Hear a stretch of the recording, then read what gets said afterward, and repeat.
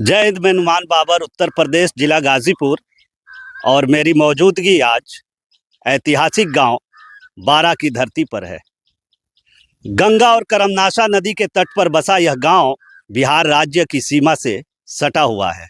फिरोज शाह तुगलक के शासन काल में आमिरकोट के राजा भंवर देव राय के छोटे बेटे अंगद देव राय के वंशज से यह गांव आबाद हुआ है। अंगद देव राय ने धर्म बदलकर यहाँ की बुनियाद रखी थी। उनके वंशज आज भी यहाँ मौजूद हैं। फिरोज शाह तुगलक के दौर से आज तक यह गांव सैकड़ों ऐतिहासिक घटनाओं को अपने आंचल में समेटे हुए है।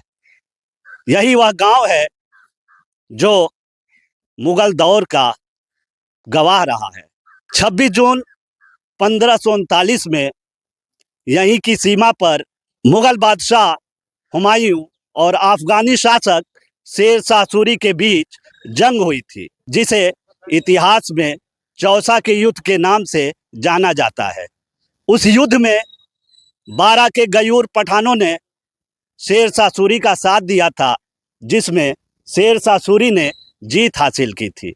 बारा में कई ऐतिहासिक विरासतें हैं जो सरकारी उपेक्षाओं का शिकार होकर रह गई हैं। उसी में शामिल है इमामबाड़ा। इस इमामबाड़े की नाम से इस गांव की पहचान है, लेकिन सरकारी स्तर से इसकी देखरेख नहीं होने से आज ये अपनी बदहाली पर आंसू बहा रहा है। क्या नाम है आपका? मोहम्मद हैदर खान। मैं बारा का निवासी हूँ।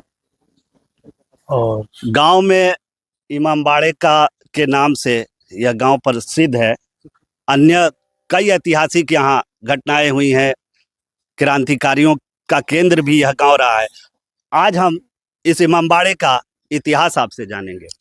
इस इमामबाड़े के बारे में जो प्रचलित बातें हैं, कहा जाता है कि 1539 में यही बगल के गांव चौसा के ऐतिहासिक गांव में शेर शाह सूरी और हुमायूं के दरमियान एक बहुत बड़ा जंग लड़ा गया था, जिसमें हुमायूं की हार हुई थी। कहा जाता है कि हुमायूं के किसी सेनापति या किसी सेना के विभाग के मुखिया का ये मज़ार नीचे पड़ा था, और यहीं पे उनका घोड़ा भी शायद आकाशीय बिजली से मारा गया था। उनका भी यहीं पे उनको भी दफनाया गया था, उनके घोड़े को भी यहीं दफनाया गया था। तभी से ये ऐतिहासिक धरोहर है गांव का। और क्या ये मकबरा है हुमायूं के सिपा सलार का? यही तो कहा जाता है। हालांकि ये हिस्ट्री में कहीं ये चीज़ नहीं मिलता है, लेकिन यही बात शुरू से चलता आ रहा है कि ये हुमायूं के किसी बड़े अधिकारी का यहाँ नीचे कब्रिस्तान था, और उसी का एक घोड़ा भी शायद आकाशीय बिजली से मारा गया था, उसका भी यही दफनाया गया था। क्या नाम है आपका? मंजूर खान, पूर्व प्रधान बारा।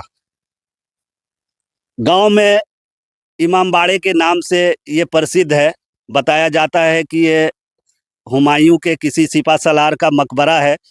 क्या इतिहास है इसका, इसके बारे में बताएं। इतिहास का उल्लेख अभी आपको हैदर साहब ने किया है, लेकिन जो प्रचलित इतिहास की किताबों में तो नहीं ऐसा है, लेकिन जो गाजीपुर गजेटियर में इसका उल्लेख है, उसमें कलेक्टर के लाइब्रेरी में जो है गजेटियर, उस गजेटियर में इसका जिक्र है।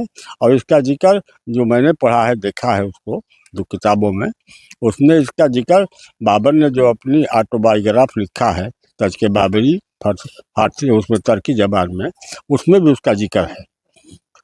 बाबर की फौज भी यहाँ गई है इस रास्ते से, और हुमायूं का तो बाबर की फौज कब इस रास्ते से गई है? इस बाबर की फौज यहाँ से हुमायूं से पहले बंगाल में जब पठानों की बगावत हुई थी, वो चौसा के उसमें गई है इधर से बक्सर से आगे तक, वहाँ लड़ाई हुई थी। पहले उससे पहले वो गुलाम वंश में उन्हीं के कब्जे में था बंगाल और बिहार, दोनों का एक ही मसूल था, एक ही नवाब होता था।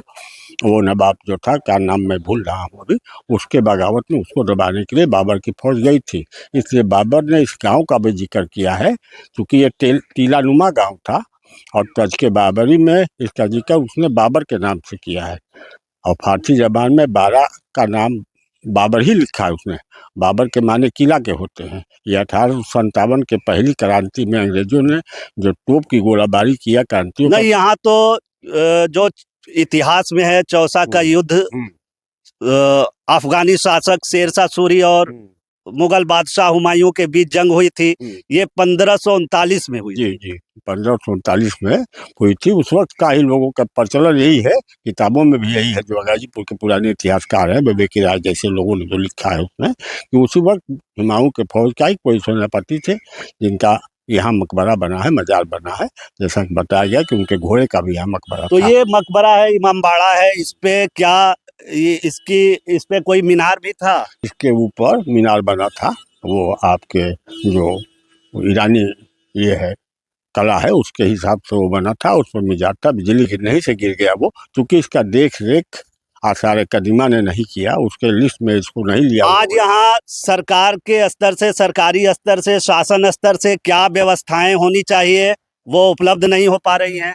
इसकी मांग गांव वालों ने किया था, लेकिन उसके बाद फिर कोई आसार कदीमा ने जो आपका वो है उसने कुछ किया नहीं इसमें। अगर करता तो ये एक ऐसी धराहट थी जो गांव में मैं समझता हूँ कि लॉर्ड कॉर्नवालिस के मकबरे से पहले का चीज़ है, और ये उसी लेवल के ये में आती है, लेकिन इसका देख रेख, इसका कोई मरम्मत या इसका कुछ भी कहीं सरकार की तरफ से अब कुछ नहीं होती है। यही अपेक्षा है, गाँव के लोग क्या इसके बारे में कर सकते हैं। उम्मीद है कि सरकार इस पर कुछ अगर विचार करेगी। और लोग हैं, हम बात करेंगे उनसे और जानेंगे। वो लाइट के छोड़ दिया, वो लाइट के बोलाइए, लाइट यही जा होके के चाहिए।